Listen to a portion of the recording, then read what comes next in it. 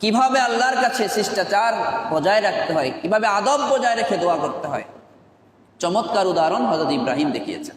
সূরা আস-সাফফাতের 100 থেকে নিয়ে 111 নম্বর আয়াত।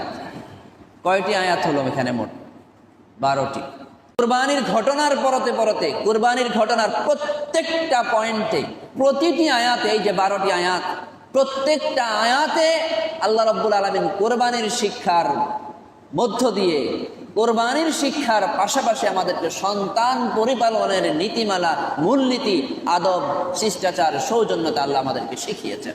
আজ ইব্রাহিম বলেছেন সূরা আস-সাফফাত আয়াত নং 100, একদম বরাবর 100, রব্বি হাবলি মিনাস সালিহিন। প্রত্যেক বাবার উচিত, প্রত্যেক বিবাহিত মানুষের উচিত এই দোয়াটা মুখস্থ করে আল্লাহর কাছে হযরত ইব্রাহিমের ভাষায় দোয়া করা। চমৎকার, কি চমৎকার দোয়া!